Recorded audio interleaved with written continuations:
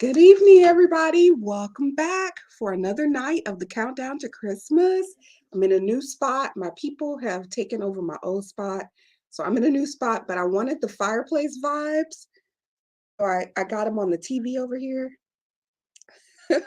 So we can keep feeling Christmassy warm fire. Hopefully those vibes will continue tonight. I have my friend Jenn with me tonight.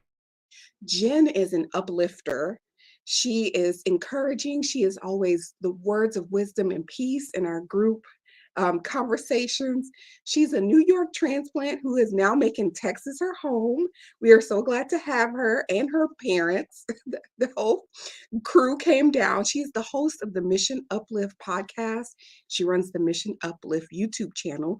And if you've been with us, you have seen her in the comments pretty much every night, which I'm so glad she's been here so often. Welcome to the countdown, Jenn. Hello. Hi. Yay, I'm so glad you're here on Thank you for screen because you've having been here in me. the comments. Yes. It's been fun. Yes. It was my evening break when I was writing my final paper, and so I would time my breaks around the live stream. So it Oh, was good. that's so fun. Are you done for the I'm semester? done. I'm done. You Yes. are a doctorate. I can't say it. You're a student I'm a working student. on I'm a your student. doctorate. Yes. Yes, I am. What is your doctorate going to be in, and what are you researching for your dissertation? Yes. So I am just finished my second year of a Doctor of Ministry program in spiritual direction and formation. And so it's a 3-year cohort. And then after the 3 years, we jump into writing mode for our dissertation. And um, I'm also training to be a spiritual director as well. Oh, cool. Yeah. Funny story. I work for the church in North Carolina. Mm-hmm. One of the members is moving to California and will be the new president of your seminary. Oh, wow. Yeah. Yes. Oh, that's amazing. Yes. Yeah. I've been reading about him and excited to, I've been following him. So that's really exciting. Yes. When I saw where he was going, I'm like, I know someone there. Yeah. Oh, that's so exciting. Yes, yes. So I'm excited. I'm excited for that and that I have a connection. I was like, I can't wait to tell him Yeah. about this. So he's That's great. so So cool. I'm hoping you guys love him as much as we do because we're losing him. Mm, So yeah. yeah. Jenn, I had some topics in mind for us to talk about, and I sent them to you. And you asked, would you mind talking about this? And I'm like, that is so much better than what I had planned. Let's go with that. Jenn, tell us a little bit about your health journey. Yes. I have dealt with chronic illness for many years, and chronic illness is basically if it has affected your life for over a year on a daily basis. And so in my case, I've had all kinds of misdiagnosis along the way. 10 years ago, I was diagnosed with Lyme disease. And that led down kind of another strange, windy road because there's a lot of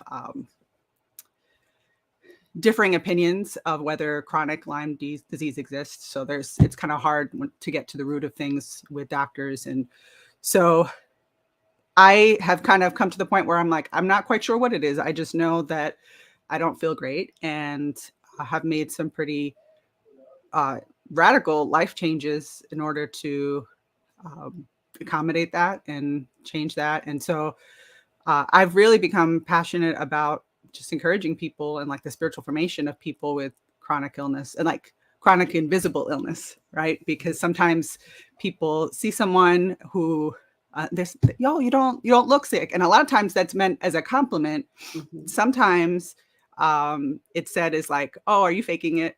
Mm-hmm. And so what happens is many times people who are chronically not feeling well begin to fake being well in order to fit in, Okay. and so it's been a journey. I feel like it's one of those thorns where I have prayed for healing and will continue to do so. And in the interim, whether it's here on this side of eternity or the other. Trusting God's grace is sufficient in the interim, and it's not fun, but I have learned many amazing things about who God is in the process, which I wouldn't trade. Yes, yes. So what you wanted to talk about this evening was how to manage the holidays with a chronic illness. Yeah. And Yes. so I want to just give you space to share your insights, and I'll chime in with some questions if I have them, but I'm Yeah. here to learn because I wanted to also to share how can we help our friends, our loved ones who have a chronic illness? What's the best way to support them, especially Mhm. this time of year when, everyone's getting together and going and doing, and that might be a struggle for someone who, Yeah. yeah. So I wanted you to just share with us tonight. Yeah. Thank you. Thank you. I think, I came up with this kind of list a year or two ago just for my own, you know, um, help and thinking about other people. But, a chronic illness, it doesn't necessarily only affect someone physically.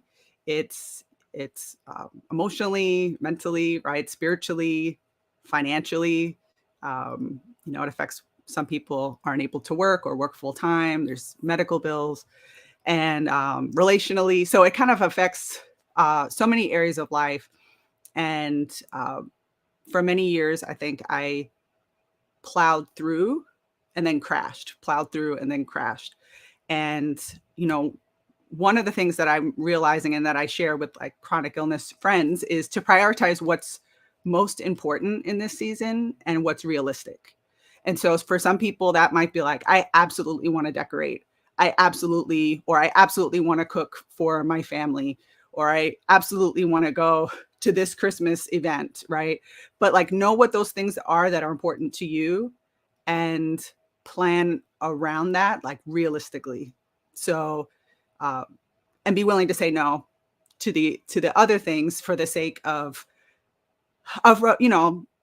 not doing something that's going to be detrimental to your health. It's hard to say no to people you love, to um, places you want to be, right? But I think in growing, it's learning to factor in and plan things that are going to be important, prioritize what's most important.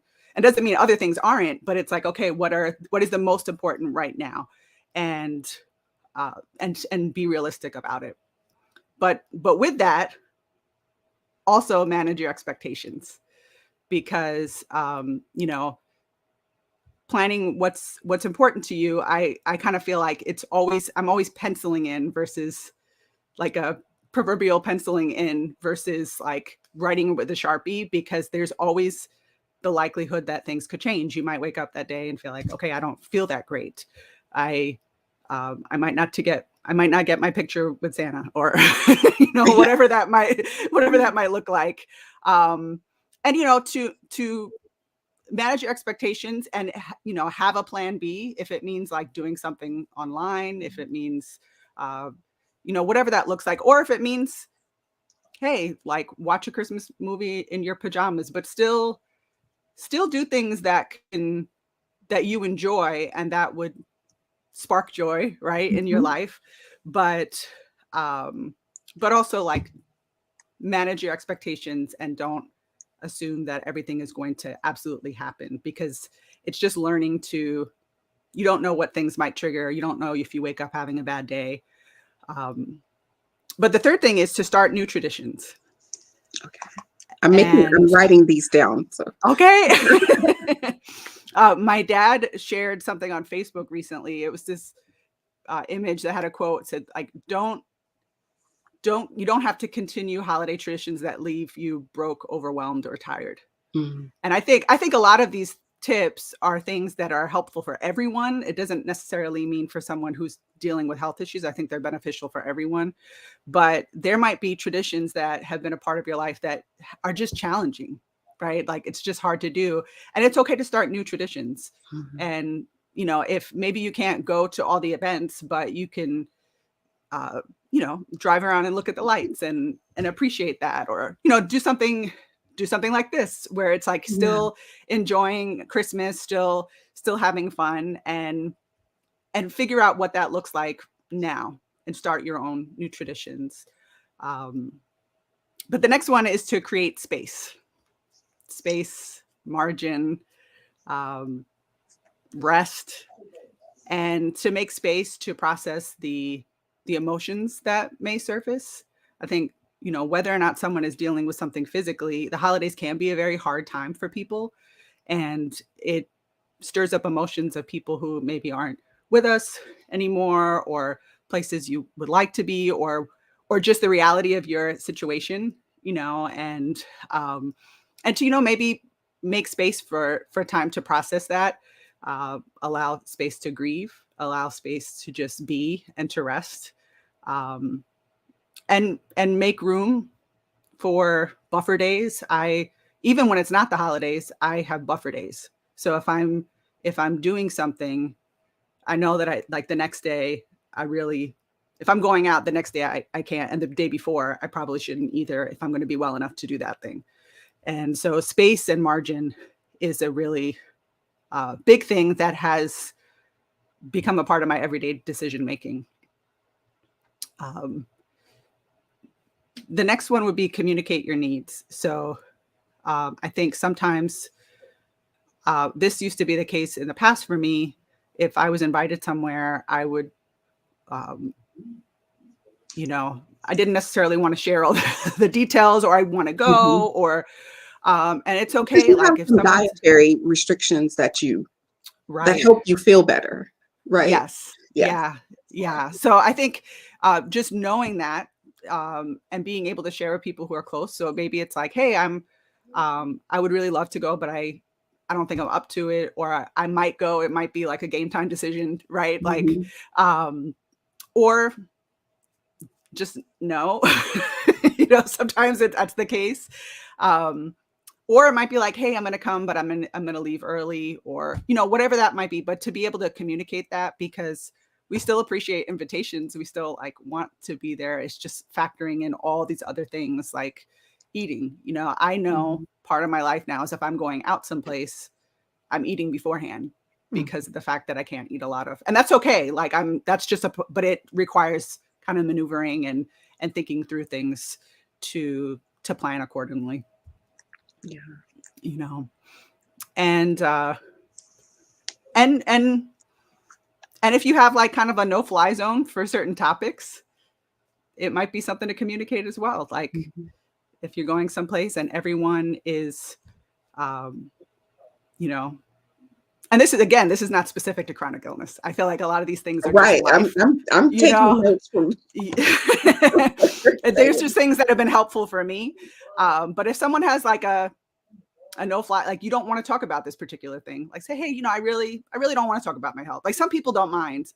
I Mhm. I don't always mind, but if for someone else, if there's something that they just really don't want to focus on, to be able to say, hey, I'd rather not talk about that right now, and just be able to communicate that, because people won't know unless we share it, you Right. know, and Melinda yeah, talked about that, mm, when we were talking about, like, how can you thrive, like, mentally during the season, and you're yeah, around all these people who sometimes are trigger people for you, like, they wanna ask you if you're gonna have kids or when you're getting married, if you're like, all these right, conversations that people just don't wanna have.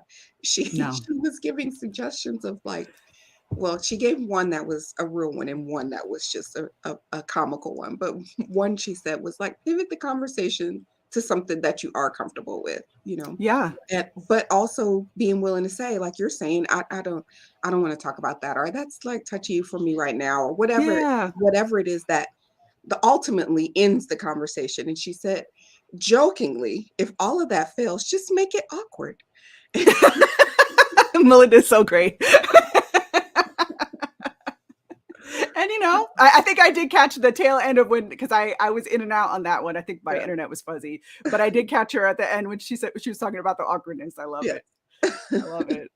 But yeah, I mean, I think that in general it's a good thing. Um, but it's just helpful, I think, because people will not know.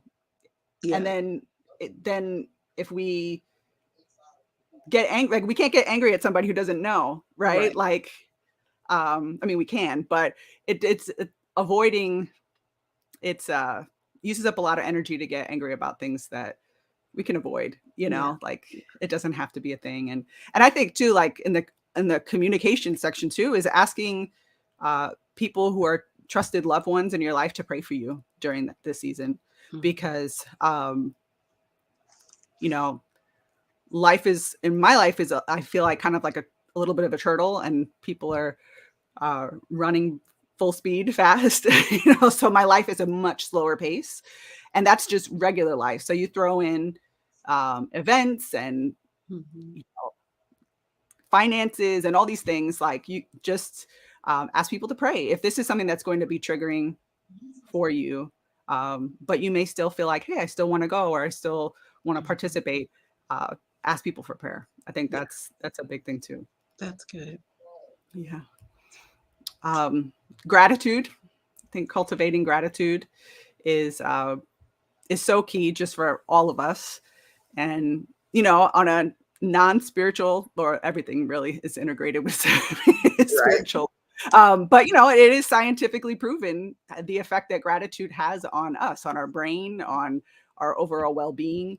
And of course it's biblical. And I think I have uh, at the back of my planner, how they have all those lined pages that are Mhm. just Mhm. like I used to always not really do much with. Yeah. Now I every day I write one line of something I'm grateful for. And so at the end of the year, I'm going to look back over and see all these things, like big things, little things, and ways. Yes. Um, and I'm finding that when I am more funky, or it normally ties to the fact that I'm not being intentional about cultivating gratitude, because there is always something, even in the midst of grief, even in the midst of pain. um, we hold joy and sorrow kind of simultaneously, and we live in that tension, all of us.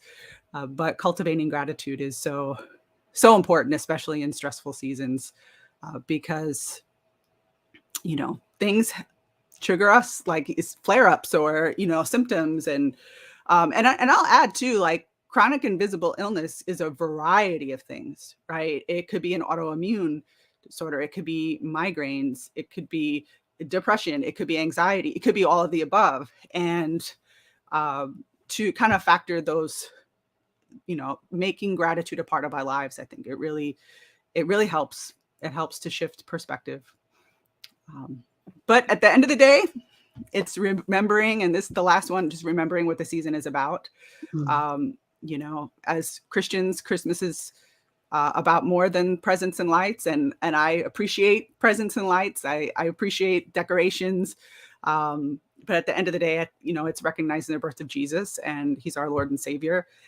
And I think in recent years, especially with the life changes I've made, Advent has become more meaningful to me, Mhm. because um, just considering Jesus and why He came.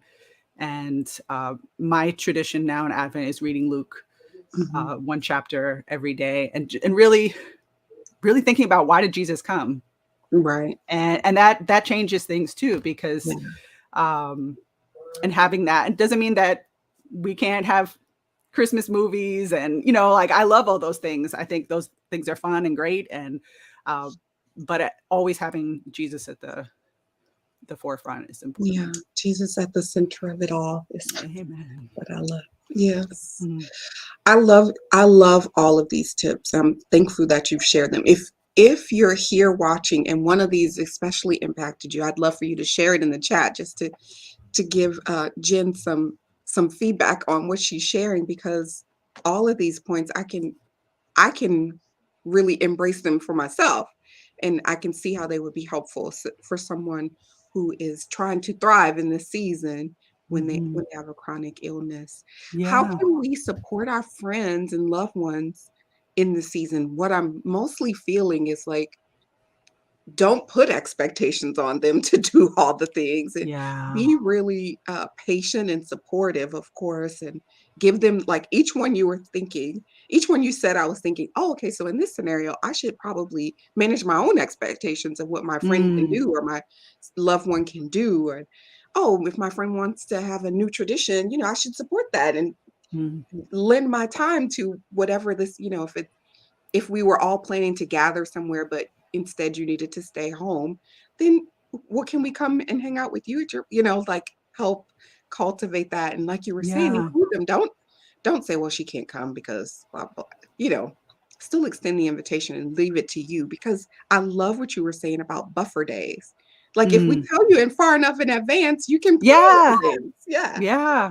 So, And that and that I'm was a just big saying you because big we're talking, but yeah. yeah, but that was a big that was helpful for me because I in the past I was be very spontaneous and jump and go and do things and now I find that I'm needing to plan Mhm. and yet manage expectations still like but really plan far in advance because if there is something I have a commitment for or um, knowing knowing the season, right? I'm a student, so I know that I knew December was going to be an incredibly intense time in Right. writing like a 40 to 50 page paper. Yeah. So I knew that I didn't plan anything Mhm. at all and just allowed the space to do that. But it helps it means kind of planning a little bit more. In my case, it might not for everyone, but buffer days are so helpful. Yeah. Yeah, that's good. Asking for prayer or asking how can I pray for you, I think would Mhm. be a good I've just tried to think of each one, and yeah, and remembering what the season is about. These are great tips, Jen. Thank you for sharing each one of them. Sure. Sharing your heart with us during this season, and opening our eyes really, because like you said, we look at you and we don't, we have this perception of when someone is ill, there's a certain way they would look or present, and that's not always the case. Yeah. I don't know if you know Candace Reese, but she recently posted about parking in the handicap spot, and someone Mm. driving by yelled to her and her husband, "You guys don't look handicapped." And she's been going through chemo treatments all year Wow. and is fatigued and can't walk, and her doctor is Right. giving her but you don't know all of that You don't know. when you're driving by in the parking lot and yelling, to someone. So Oh my just, gosh. yeah, it's when you were talking about that earlier, I instantly thought of that scenario that she shared. And yeah, there's no look to chronic Right. illness or illness in general, that so we really should just be more loving and kind and Yeah. and caring, Mhm. be Christians. What a concept. What is that? Well, I do have a couple questions I want to ask you Yeah, about absolutely. our little fun questions, and then we'll play our Yeah. game. And then I need you to help me with something special too. Um, so being a New Yorker, do you love a white Christmas or a warm Christmas? I I love the concept of a white Christmas, but the reality, like we see Kevin McAllister in Home Alone 2 and beautiful Central Park, but everybody else like outside of, Central Park is shoveling snow and that's turned to gray and slush. So Right. yeah, yeah. So I love like the thought of it, that first snowfall, and then I'm over it. So I actually have uh, grown to appreciate, the Christmases that I don't have to be all bundled up. I think I'm kind of over. I lived in New York, born and raised there, and then also lived in Chicago for 6 years. So I'm Okay. kind of over. I Been there, believe done like, that. yeah, I'm like, no thanks. Someone told me we're supposed to get down to like 17 at some point next week. I'm See, like, that's I'm not here for that. like that's not supposed to be here. No. I don't understand. No, there's a Mm-mm. line in the US and that has crossed it. Like we Yes, supposed to be yes. in Well, Texas. in recent years, it's been cold here. It has. It Yeah. has. My first year, I remember my parents came to visit me, and it was in February, it was my dad's birthday, and it was 85. Oh yeah. And Nice. then was it last year or the year before was the freeze. Oh yes. And that was on his birthday, and it was 0 degrees. It's crazy. It's You gotta ridiculous. love it though. You just never Yeah. know what you're gonna get. It's such a mixed bag here. What are you hopeful for in the new year?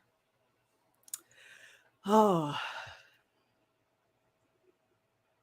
my word of the year for this year was simplify. And I kind of forgot about it for a little while. And then in recent weeks, I've been reminded. Um, and so I've been praying about like, okay, what is my word for the new year? But I wanted to like reflect on this year first. Um, I think to really focus on what's important, Mhm. you know, and I mean, ultimately Jesus and the areas that he's entrusted to me, to focus. And I think to be more prayerful. Mm, yeah. That one hit me when you said it. I'm like, oh, you need to adopt that one. Yeah, I've felt that tug for a couple weeks now, like, Mhm. you know, Yeah. that invitation, I should say.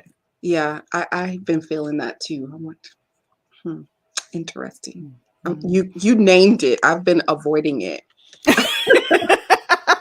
I'm like, it's something. It's very much something. So funny.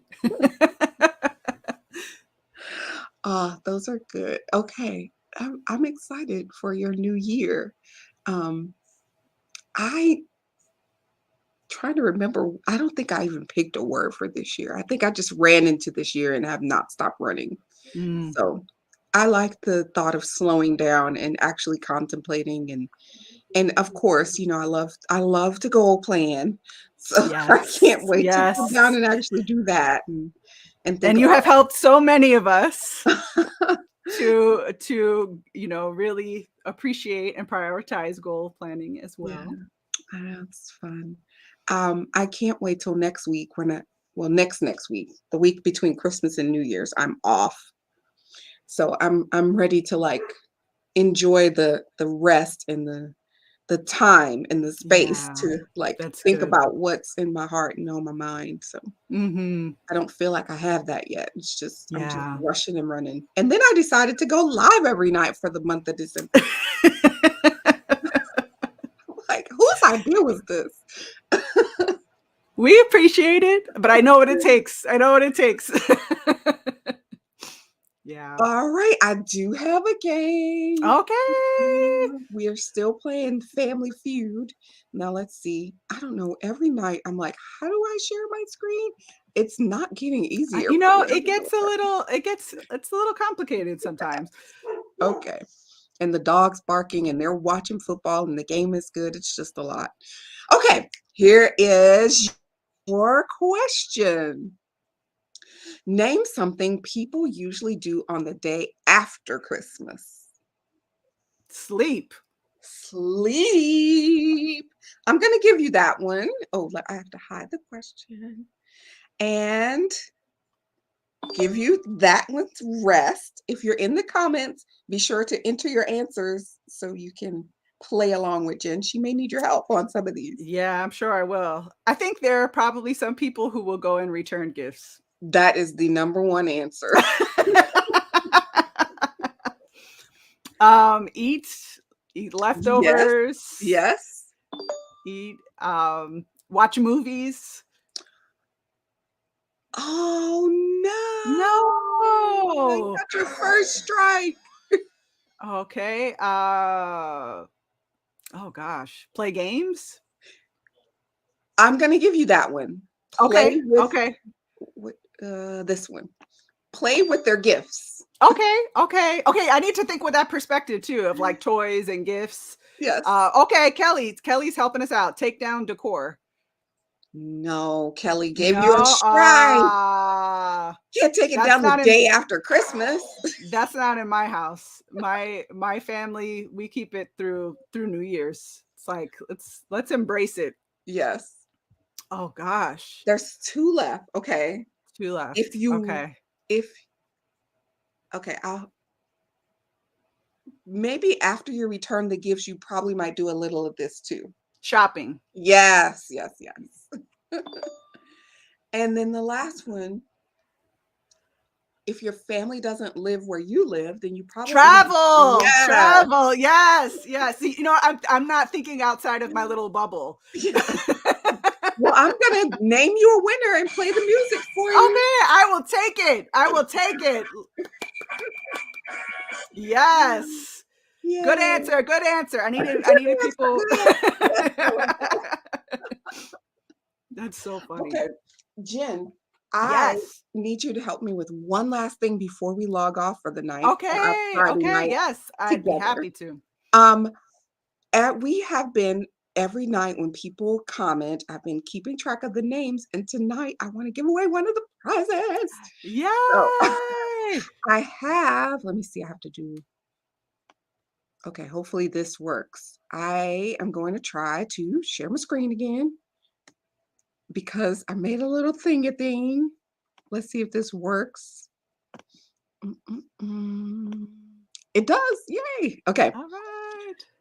There's a wheel of all of the names of all the Yeah. people who have commented over the Wow. past couple of weeks as we've been doing this live. Oh, And wow. People get entered multiple times. That's so yes, because at cool. first I was like, okay, everyone's name's in the hat. And then I'm like, no. Some people have been here multiple nights. Like, look at your section there, Jen. Jen has been here. Jen Jen is has counting been down to here, Christmas. Kelly has been here, Jackie's been here. So I thought you guys Yeah. deserved a couple more slots on the wheel. So Oh, I'm going wow. to spin the wheel and then we will find out our first winner. Oh, And Monique exciting. on the first one Exciting. donated a second one. So this one is going to be the one that she donated, and it is going to Sarah. Kelly, you Woohoo! have to tell Sarah from your church that she won. She won. Yay. Congratulations. Congratulations, Sarah, for being our first winner. We will do one more winner next week on Thursday night when we do our last live. The last one will be next Wow. Thursday. Wow. Okay, now I have lost you on my screen. There you go. Oh, no. Yay! Okay. So, I'm here. there you go. Yeah, Kelly. Come on, Kelly. Come on. Kelly said Nope. no. She won't tell Sarah she won. Ah, That's too okay. funny. Well, Kelly, tell Sarah she won. Kelly's Oh too my much. gosh, she's so funny. Um, let's see. So next week we're doing Monday, Tuesday, Wednesday, and Thursday will be our final Nice. countdown to Christmas. And I've enjoyed each one of these nights. Thank you to all Yeah. my friends who have joined us. If you're watching this and you have not subscribed to this channel, I am still looking for subscriber number 360. So Yes. Like and subscribe. Like and yes. subscribe. So if you would like to be number 360, just go right over there and press the subscribe button. It Please. doesn't cost you Please. anything. Listen, I am team 1000. I Team am 1000, yes. believing for your 1000. We're gonna have a whole party. We're gonna have a whole Yes. celebration. Yes. So Listen, getting to 1000 is a big deal and worth yes, celebrating. yes, definitely. All right, Jen, have a great Friday night, and I'm sure Thank I will see you. you in the comments next week. Yes. Yes. Thank Good you so night. much, Shonda. Good Good night, everyone. night. Good night, Kelly, and tell Sarah she won. Come on.